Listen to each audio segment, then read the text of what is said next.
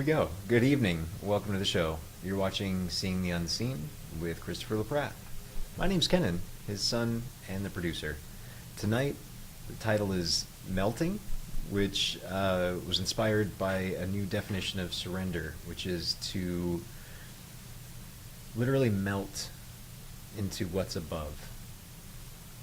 And that's from breaking down the word. Render is to melt, and like a surface, is something that's above us. So now,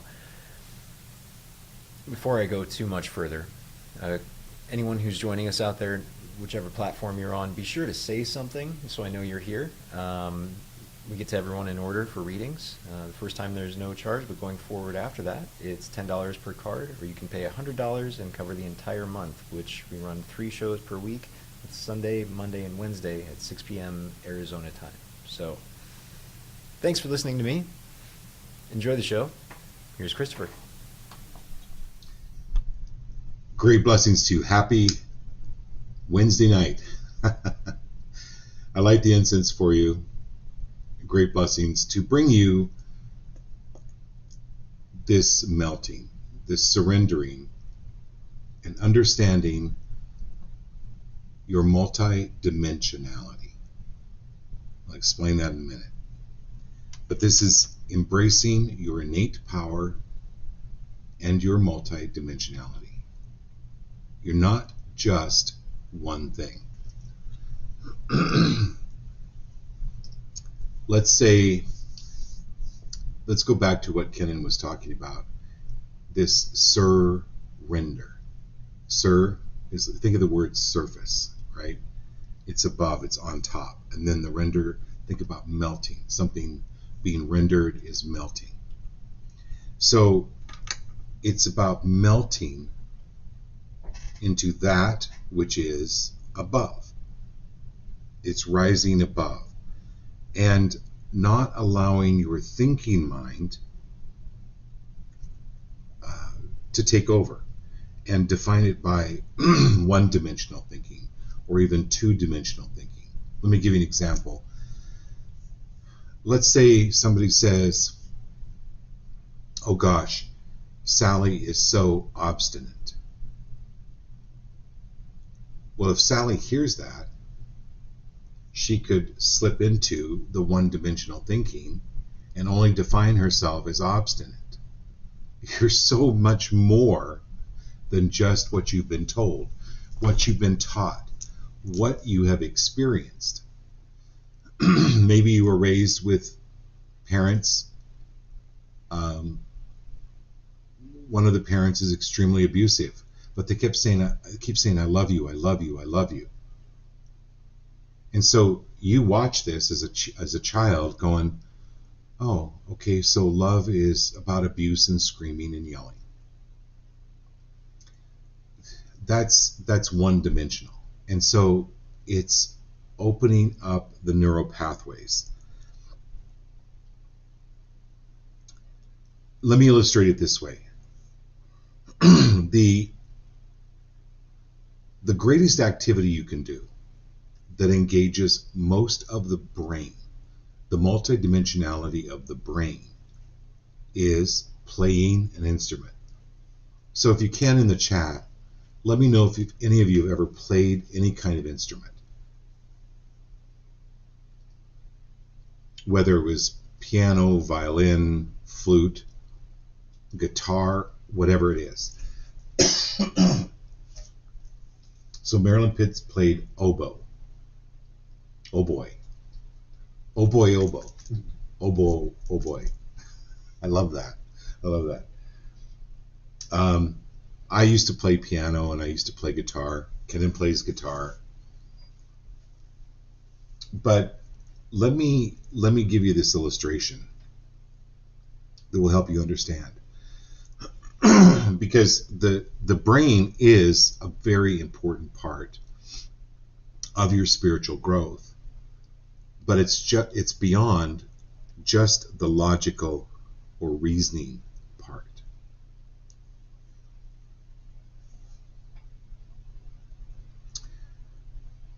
Let me explain. Playing an instrument engages most of the brain at one time. You're embracing the auditory, the motor, and the visual cortices of the brain. When you play, you read and you process notes. You convert that language into an action, and you listen to and judge the output. This interaction increases and strengthens the neural connections in your brain's motor, auditory, and visuospatial skills. So it gets you beyond the logic reasoning part. It expands. You expand on the expansion. So let me give you another example of non-multidimensionality. And I'm going to tie this all into your readings today. So this will make sense, hopefully. Let's say you go, I'm not good at, or I'm really worried about. It constricts the brain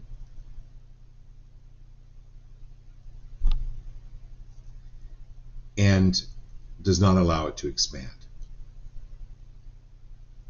Focus on what it is you're good at. If any of you started to play the what's that? Marilyn Maddox played piano, guitar as well. Okay. Any of you that have played an instrument know that the first time you sit down with a guitar or whatever instrument it is, you're not good at it, because your brain, you're trying to, you get out of the you have to get out of that logical reasoning. It's like me going to the gym. So I have this guy who helps me while I'm at the gym. It's not just about lifting weights, right? He goes, no, bend your knees. You got to straighten your back, keep your back straight. Relax your delts, drop your shoulders. Okay, good. Now do this. And I'm like, okay, that sounds really simple. Bend my legs, straighten my back, keep my delts down, keep my shoulders down, and then do the exercise. It makes a world of difference. But you're doing multitasking. Excuse me. I'll get through tonight. I apologize. So this is the group card tonight, which is the hopefully it'll tie it all in together. Is the reflective truth, which is identity, self-love, and acceptance.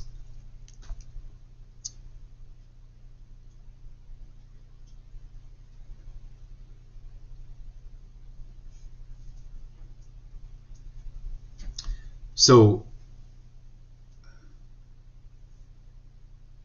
this self-love and this acceptance of yourself is beyond the definition of what other people have labeled you as, or what you have labeled yourself as, which can be very one-dimensional.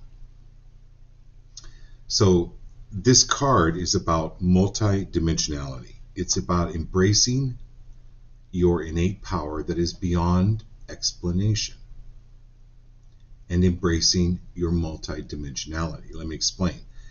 That is the quality of having many different features or aspects or something that cannot be described by measuring.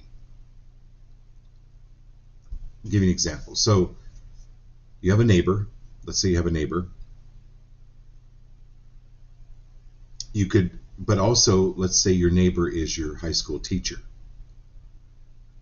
and their son is married to your older sister. That's like a multi-dimensional relationship. So you could describe them just as your neighbor, or you could describe them as your teacher, or that you're related to them through the marriage of their son to your older sister. I don't know what that would be. But anyway, brother-in-law or something. It's a relation. So there's many ways of looking at things. So are you willing from this show forward of like, especially with like Kat and Jared, Marilyn and Abby, Austin, Marilyn, like Marilyn and Abby, Kat and Jared, you can listen to each other. And I say to Kenan now, what you just said, was that constrictive or was it expansive? Was it surrendering? Was it melting to the top? Is it surrendering and letting go and expanding rather than contracting? Austin, Marilyn, it's why I do readings, is I will help you to expand rather than contract or squish this definition and be free of defining your life, your relationships, your job, your career, your money as one-dimensional. Be free of that, and it's actually multi-dimensional. And it's allowing for that energy to come in to do that and to help you with that. So this is increasing the amount of self-love that you have. So notice when you say things like, oh, I need to, oh, I have to, I should, I could have, I had to. That's all constrictive. All constrictive. And it's absolutely your choice. There's nothing right or wrong about it. But if you're here on the show, you wouldn't be here if you didn't want to expand and to begin to really play this musical instrument, which once you become proficient at it, it's kind of like beyond description and you're completely out of your logical mind. You're engaging so many areas and so many different parts of your brain. So this is a multidimensional universe. We'll talk about that on another show because I want to get to your readings. But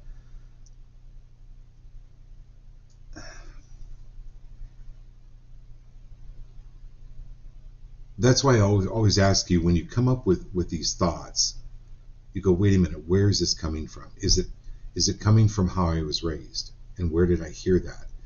Is it coming from society, what I've been taught? My education? Is it coming from an entity? Right?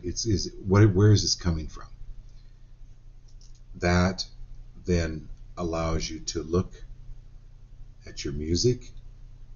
Allows you to look at your instrument and then to begin to play. And then you begin to let go and it just becomes automatic and you expand. I hope this makes sense. We'll get into your readings right now. Okay. All right, my dear Marilyn.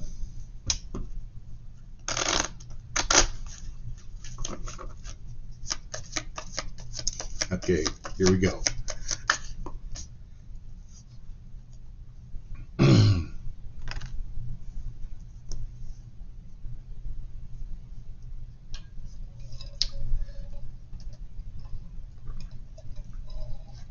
Every one of us on the show that are above the age of 40, 50, do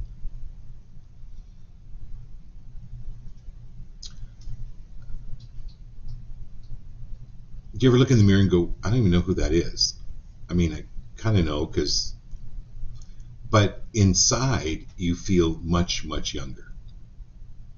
There's no age. Like age makes no sense to many of us because I still think of myself as 25.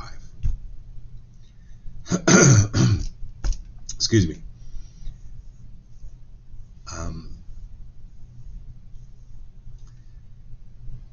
But at the same time, if you're thinking yourself as 25,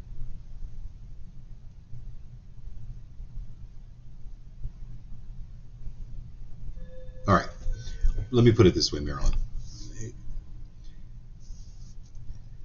So you're having people over for dinner, and you're preparing this meal. This is what my mom used to do. It's like, she'd have a ham, and then she'd have the potatoes, and then she'd have the gravy, and then she'd have corn, and then she'd have asparagus, and then she'd have homemade rolls, and then she'd have homemade apple pies, and still worry that it wasn't going to be enough.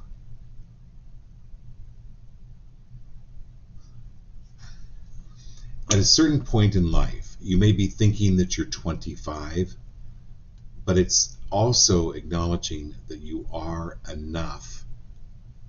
And it's stepping into this maturity. It's stepping into not old age. I'm not talking about that.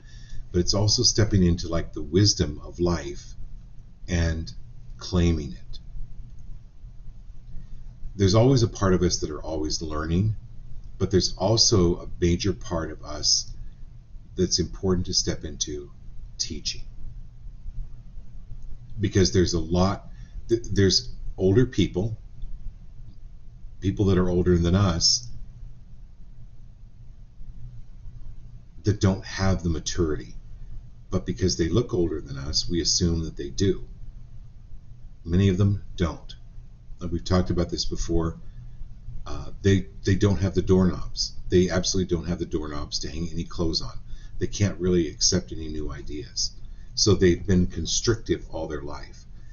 This is honoring your awareness and how much it's growing, but also with you, it's with, all of you on the show, how much you've grown, where you're going and what you're doing with that. So this is claiming what you know and what you've learned, and then beginning to share that with others, just little bits and pieces at a time.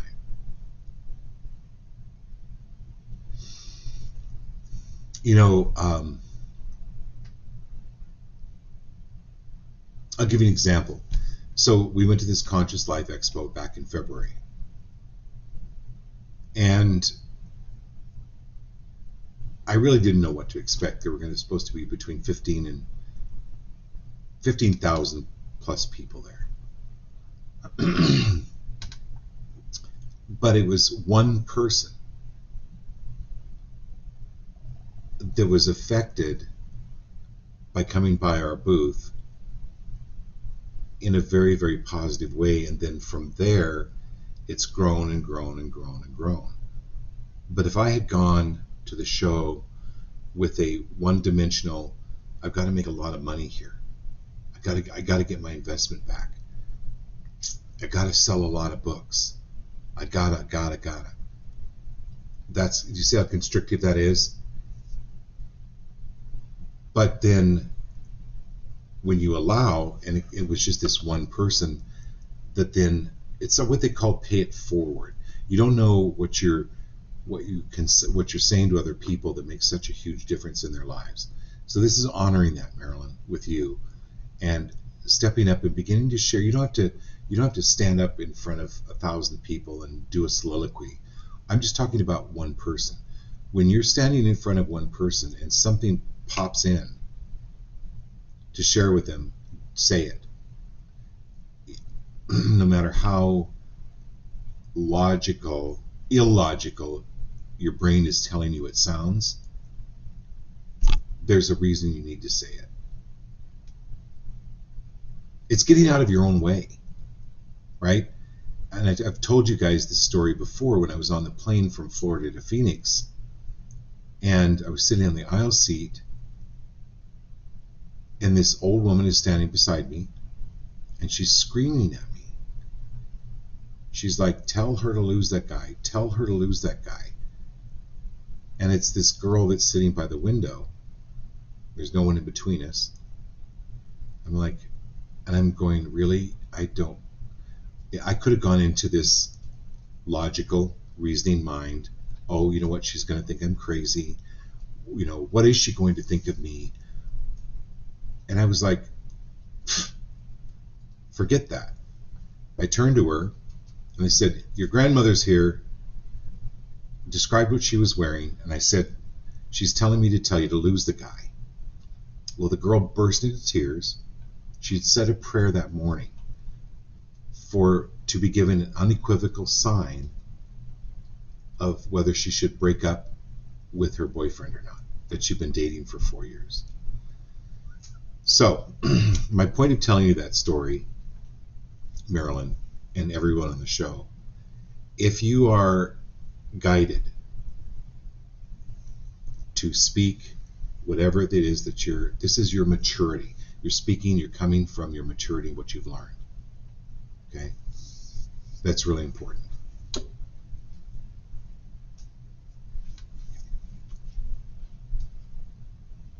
Okay, here we go. All right, Austin.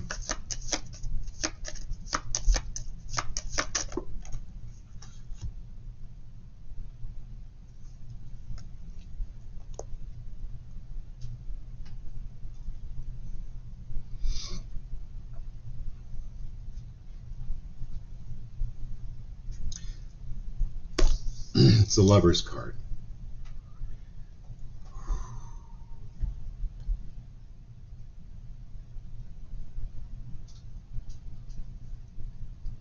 So, Kenan, can you tell that story about the fish? Yes. Okay, can you turn your microphone on? Kenan's going to tell this story. I think it's a great story. Hi.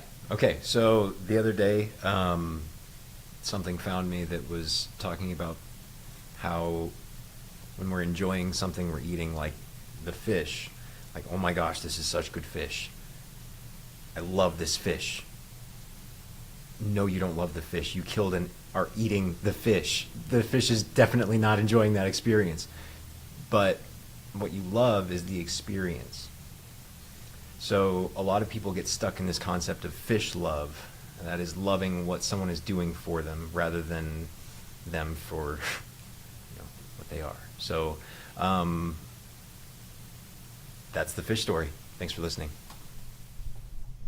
So it's loving them for what?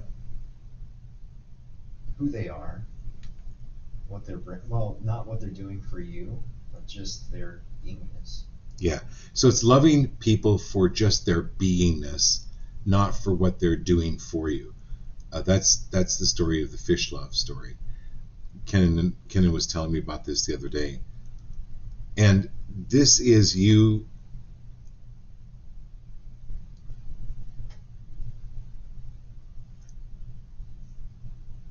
loving you, Austin.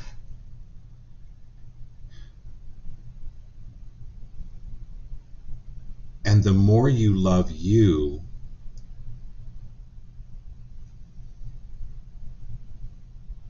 the more you love the you in others. And then you focus on the you in others.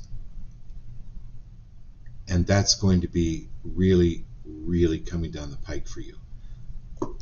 Loving you, so then you just focus on loving that person, and not, and so like Kenan said, if people say, oh, I'm eating the fish because I love the fish. No, you don't. If you love the fish, you would have let it live. It's loving fish. It's loving people, allowing them to live how they choose to live. But at the same time, like when you're looking at the fish, you're experiencing, gosh, what would it be like to swim in this stream? What would it be like to feel the sun on my back, but be cool at the same time, and to be able to travel amazing distances, and you're actually in love with the fish, but then you're beginning to really grow to love yourself so that you're not critical of the fish. That fish is spawning. It's, gosh, it's swimming upstream. It's exerting itself so hard. I'm just going to catch it and eat it to put it out of its misery. Right? So this is, again, the multidimensional. It's like, how else can I look at love? How else can I experience love that isn't how I was taught or what I observed, especially as a kid? Okay? That in any way, shape, or form, you are love. You are lovable unconditionally. unconditionally. People, if you love yourself without hair, people will love you without hair. If you love yourself without a beard, they'll love you without a beard. If you love yourself with a pimple, they will love you with a pimple. Okay, I think you get my drift there. Okay, my dear Marilyn and Abby.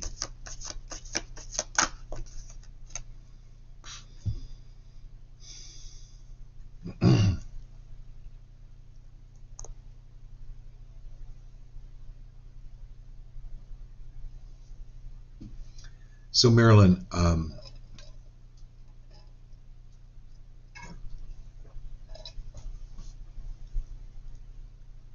something that I really highly recommend for you is on YouTube, look up Om Namah Shivaya. Om Namah Shivaya. Can you write that out? Mm-hmm. Kennan's going to write it out. It's a meditation, Om Namah Shivaya. I know you know what it is, but it's being able to listen to that music in the background, especially when you're meditating or before you go to sleep. Babaji, one of the great masters, said that is the be-all and end-all of all mantras, is Om Namah Shivaya. Shiva is the creator and the destroyer. So it helps with that expansion and understanding that we're here on earth. There's this constant destruction and reconstruction. And moving out of any deconstructive thinking or deconstructive way of being. I'm sending you lots of energy. I know you can feel it. I can feel it. Any deconstructing way of being and moving more into that reconstructive.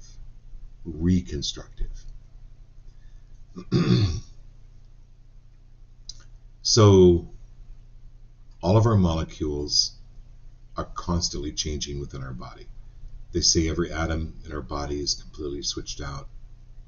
All of our cells are completely switched out, at least every 7 years, but much even sooner than that. So then, if there's any pain or any ache, what is that? What is holding that pattern?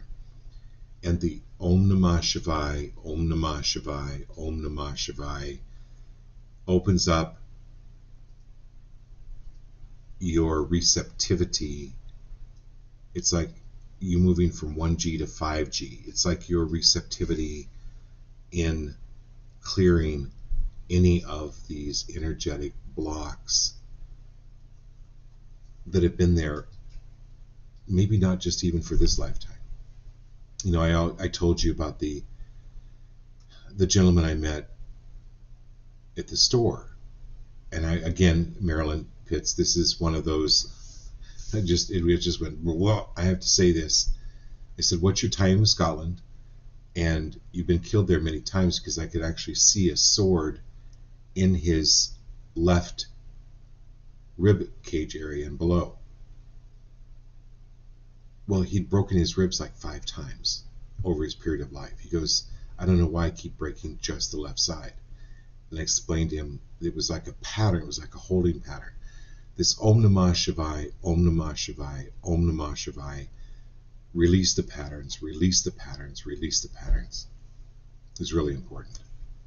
Wow, that was really good, Meryl. I could feel that move.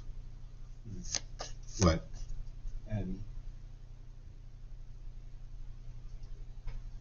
Abby? Okay, Abby. Okay, here we go.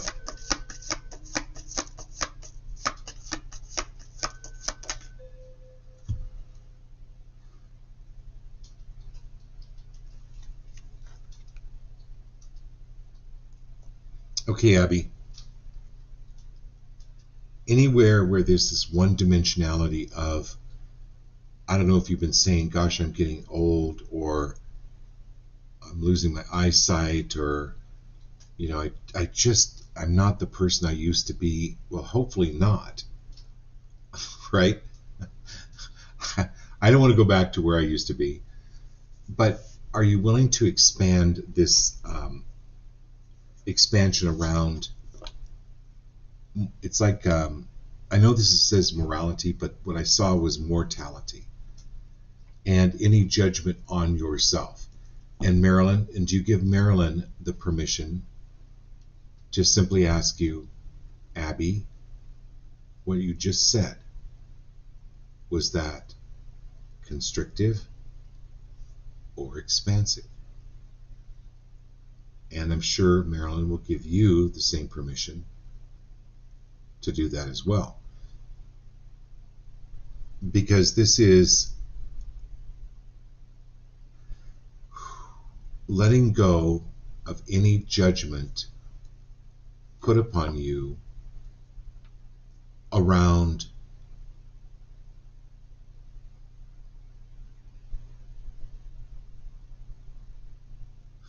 all right, I'll tell you a story. So these multi-billionaires flew in from China. One family owned all of the universities in China. I mean, multi-billionaires. Another family owned at least 50 huge manufacturing plants. Anyway, they all came in, and they'd heard about me, and so they had their interpreter check me out. And I didn't know any of this. I just thought I was reading for, a woman from China. So she came in and she sat down, and there was a woman standing right behind her. And I described her to the T, and this interpreter lost it. A very dignified, very well educated, very put together woman, lost it. She was bawling. I just was describing her sister. And her parents, her sister had been born during the one-child policy. And when they found out that their first child was a girl, she didn't live long. I'm not going to say anything else. So then the woman in front of me came along in the womb, and they thought, oh, this is our chance, it's going to be a boy, it's going to be a boy. And this girl was born, but she was raised with this insidious guilt about her gender and about her role and how lucky she was to be alive, because her parents didn't.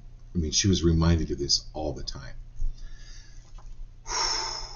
So Abby, this is clearing any and all of that kind of an energy around who you are, where you came along, when you came along, how you came along.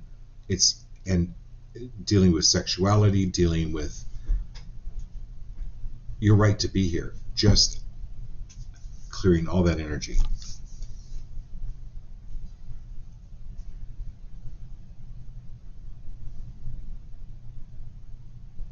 Wow, really good.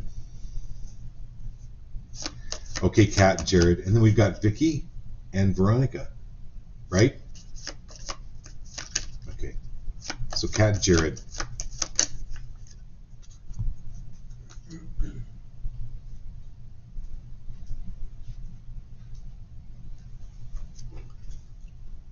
So Jared, I'm going to kind of talk to this same thing because you came right after Abby. It's a little bit of the same thing. It is conditioning.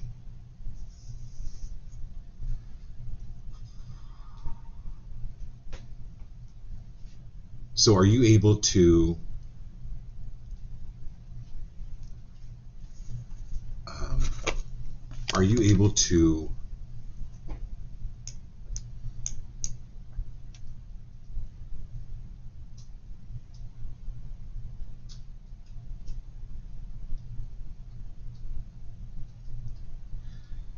let go of your family. I'm not talking about Kat and the kids. I'm talking about this. It's not about letting go as much as it is expanding what type of family you want to have now. Because there are people that are waiting in the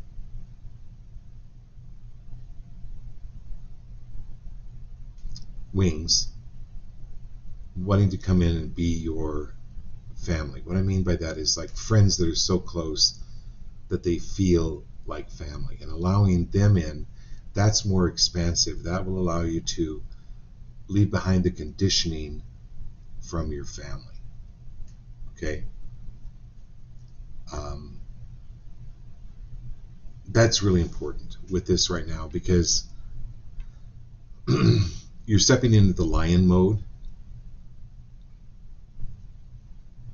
but there's a little bit of residual energy, if we can continue to clear that off, that creeps in from your family, which is, you're not a lion, you're a sheep.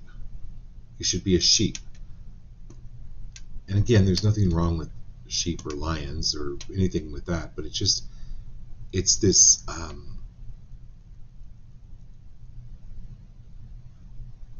melting into a higher level of being.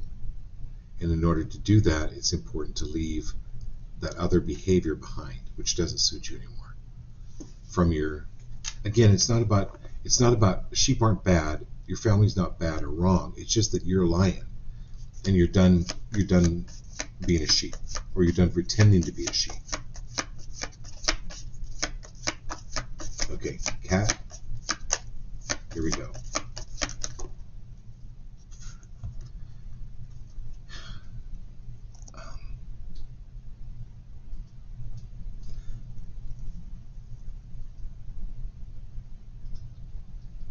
So WWSS, Kat, WWSS, what would Source say? What would Source say?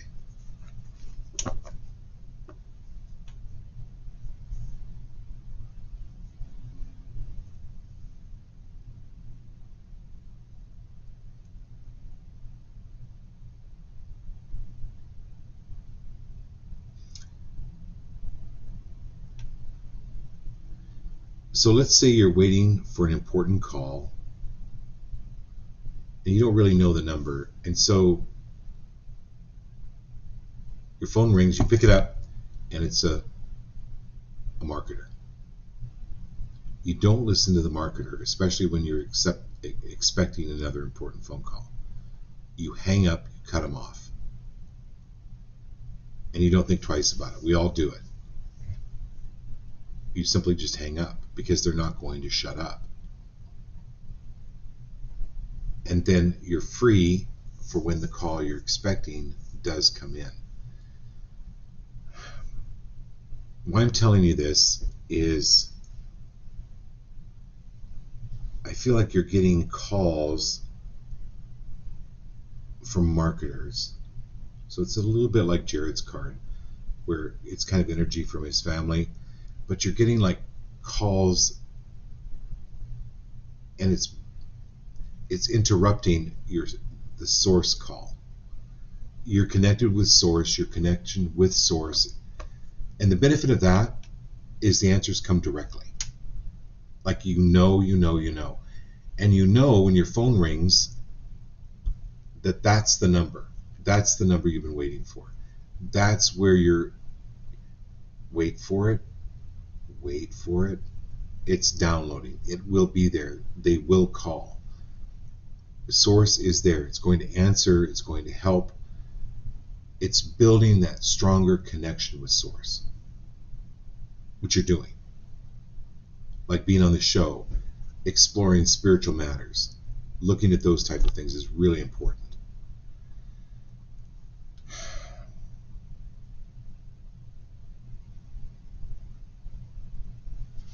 The other thing is, you know that Art Linkletter show years and years ago? It was called Kids Say the Darndest Things. Listen to the odd things that your kids say, because there's messages coming through them. They may not be aware of it, but they say the funniest things at the funniest times, and kids are so much more connected to source without the learned behaviors that we've all developed over the years. This is source is coming to you through unlikely means.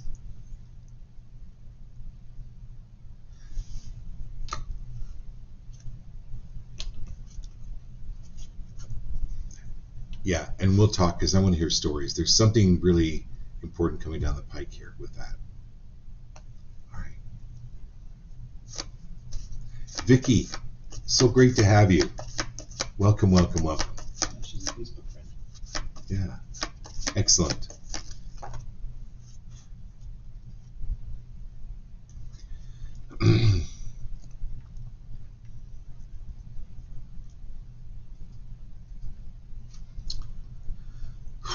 So Vicky,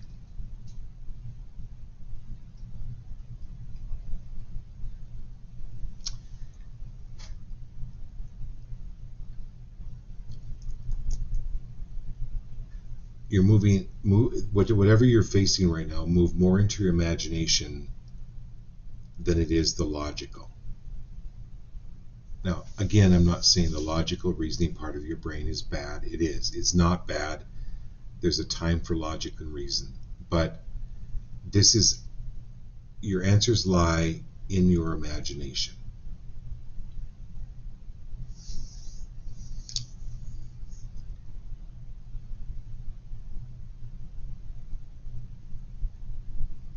And any issue that you're struggling with, and I told this story before in the show, but I think it's pertinent now. The gentleman that invented the sewing machine. Remember? Maybe I did tell you this, I don't know. But for centuries, thousands of years, they had the hole in the top of the needle. And he could not figure out how to build this sewing machine and keep the hole in the top of the needle. He just couldn't figure out how to attach it.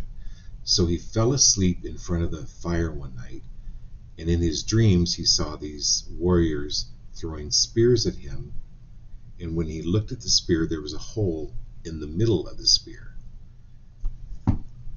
So he was too much during the waking hours in his logical brain, trying to figure it out.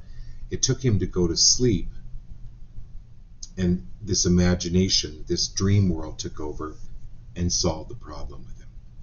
This is you relaxing, letting go, going on a vacation, even if it's for a weekend, going on a trip.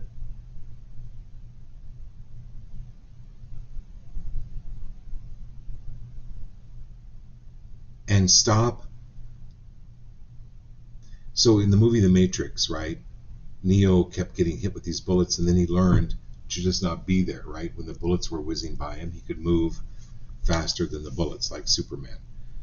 This is you moving past the seemingly firing bullets and energy anyone's focusing at you, moving aside and not paying attention to it. Okay? Really important. Okay, who do we? Yeah, Veronica, and then another new person, Maximilian, and then Lindsay just came. Oh, Lindsay just came on. Awesome. Yeah. All right. Veronica, thanks for being here for the first time. Welcome to the show. It's great to have you. Thank you for saying hi, so I know that you're here.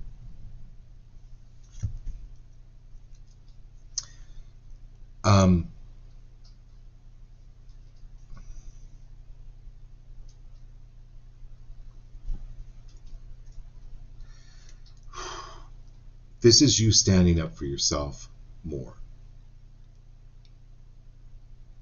Being free of the need to compromise, Veronica.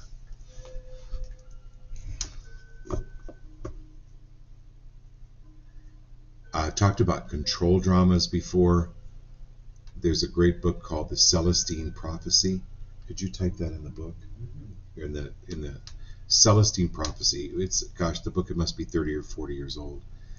Anyway, it's about control dramas where people use interrogation, intimidation, poor me and aloofness to steal your power. So they'll interrogate you. Well, where were you? Why did you go there? Who were you with? What time did you get home? Like interrogation. It steals your energy. This is people doing poor me. Oh, I'm just so sorry. I don't know what overcame me. It's this ailment. It's this sickness. It's this blah blah blah blah blah. They're addicted to poor me, and poor me is the most dangerous because they can turn on you and become like an interrogator, intimidator. Anyway, intimidator is someone who screams, yells, beats. This is you stopping, compromising who you are, and cutting off the people that are no longer serving you to your best and highest.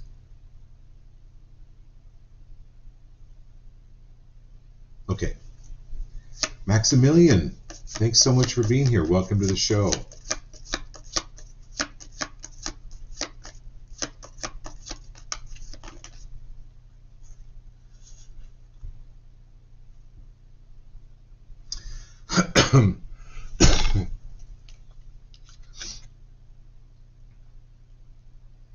So, a little bit similar to Veronica, Maximilian. This is the receptivity.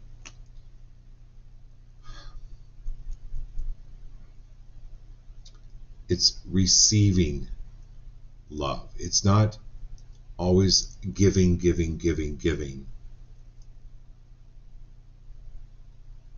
This is about you being able to receive and having the ease of receiving. So, we've heard that term. There's more happiness in giving than there is in receiving. Well, so people give, right? And they're really happy to do it. But then there's also happiness in receiving. But it's allowing yourself to receive because you're allowing others to give to you. And so you're giving them happiness.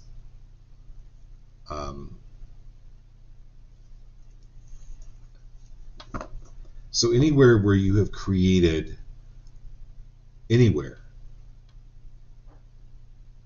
non-receptivity, but where you're giving until you're drained, are you willing to reverse that, receive, and balance it out more? This is taking way better care of yourself. Spending money on a massage. Spending money on a course to improve yourself. Spending money on, I don't know, something for you. Really important. Okay, Lindsay, we got you.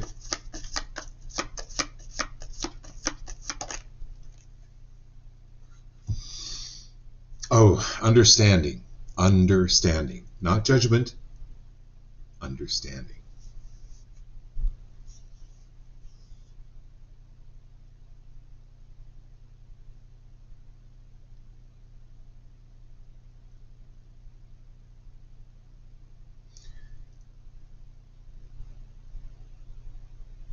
It's understanding that you can't go swimming in a baseball pool.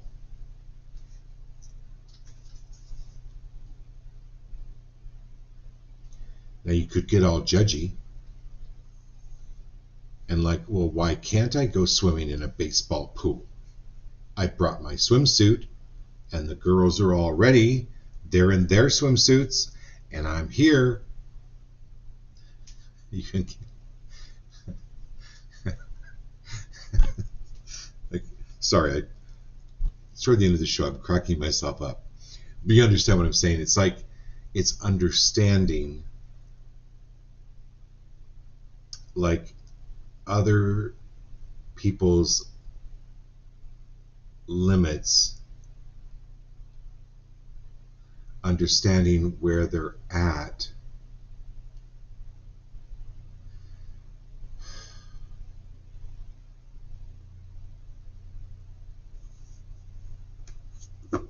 and then deciding what you want, and then going for what it is you want.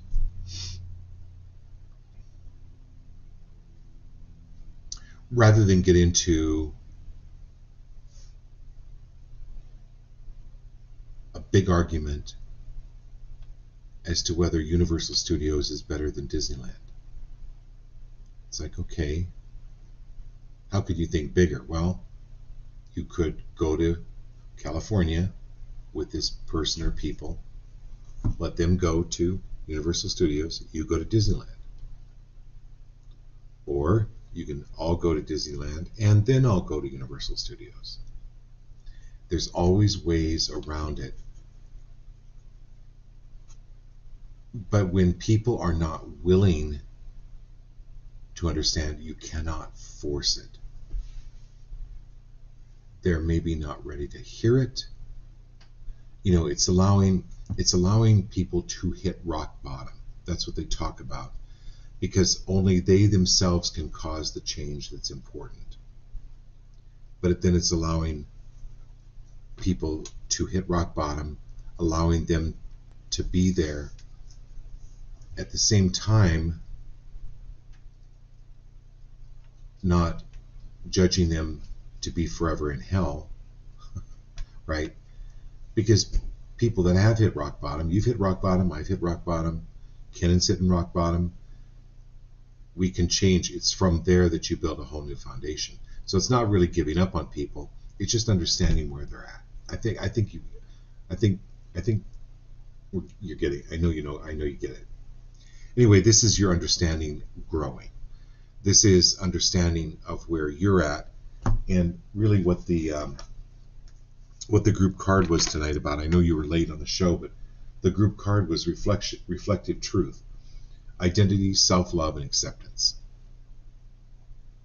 And sometimes you have to accept the fact that some people don't love themselves. And no matter how much love you try to give them, that ain't going to make them love themselves. Okay. Shay Roberts, thanks for being here. Okay.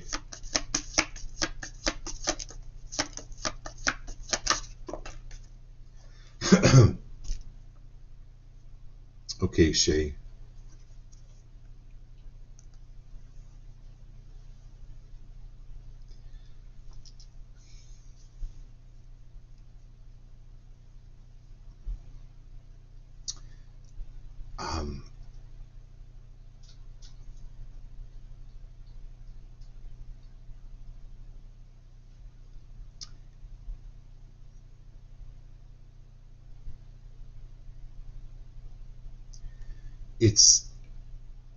It's safe for you to speak up. It's safe. You have a voice. It's okay for you to express yourself.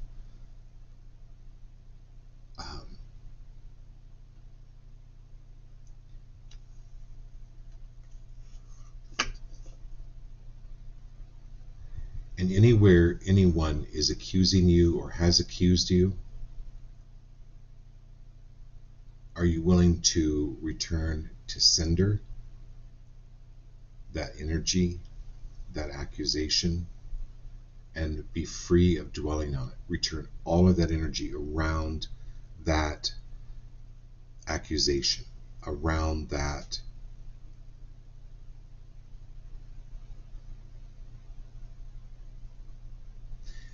So you know when you walk into a room and it's like 80 degrees, you can feel it, right? You can feel. The same thing is with like people radiating negative energy at you from even another area of the world. You can actually feel it. Sometimes what you can do is imagine that you have mirrors, put the mirrors up around you and just reflect back that energy. I wouldn't recommend wearing a tinfoil hat, but if you believe that works, you could do that. But this is reflecting the energy back to them, that any and just reclaiming your innocence.